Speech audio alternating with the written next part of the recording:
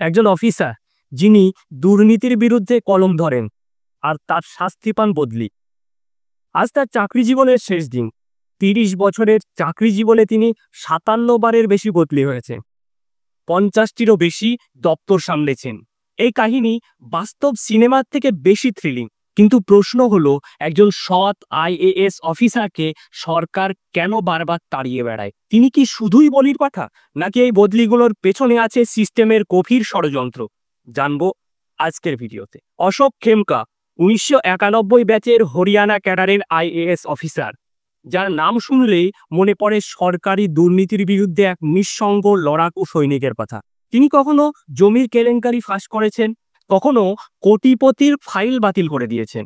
আর তার প্রতিদান বদলি, অপমান, কোণঠাসা করা। ১৯৬৫ সালের হরিয়ানায় জন্মগ্রহণ করেন খেমকা।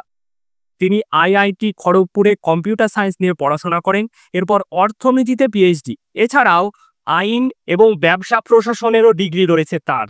মানে একজন মানুষ যিনি একাধারে বিজ্ঞানী, অর্থনীতিবিদ, আইনজ্ঞ এবং প্রশাসক। ১৯৯১ সালে আইএএস হিসেবে তিনি কাজে যোগদান করেন। প্রথম থেকেই দুর্নীতির বিরুদ্ধে জিরো টলারেন্স। তার এক সাক্ষাৎকারে তিনি বলেন, সিস্টেমের কাছে আমি একটা সমস্যা, কারণ আমি নিয়ম মেনে কাজ করি। অশোক খেমকা খবরের শিরোনামে আসে ২০১২ সালে। সেই সময় তিনি হরিয়ানার ভূমি রেজিস্ট্রেশন অফিসার ছিলেন।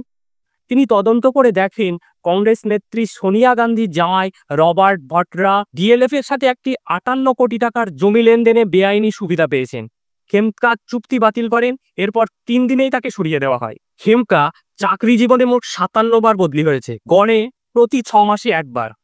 এর মধ্যে ১৮ মাসে ৫ বার বদলি হয়েছিল ২০১৩ থেকে ১৪ সালের মাঝে।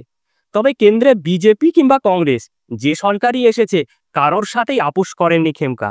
তাই কংগ্রেস সরকার যেমন তাকে বদলি করেছে, বিজেপি সরকার ক্ষমতায় এসেও তাকে একের পর এক বদলি চিঠি ধরিয়েছে। অশোক খেমকা বলেন, সত্য বলার কোনো দল নেই, সত্য বললে শত্রু বাড়ে। সত্যের পথে কাঁটা অনেক, খেমকা সেটা জানেন, তবু তিনি থামেননি। আমরা যখন দুর্নীতির গল্প শুনে হাল ছেড়ে দিই, তিনি তখন হাতে কলম তুলে লড়ে যান একা। অশোক খেমকা শুধু একজন অফিসার নয়, তিনি প্রশাসনের বিবেক, নীতির প্রতীক। আর আমাদের নীরব প্রশ্ন, এই দেশে সত্য কথা বলার দাম খুব কি বেশি? একটা কথা আছে না, সততা যদি একাকী হয়ে পড়ে, তাহলে আমরা সবাই অপরাধী।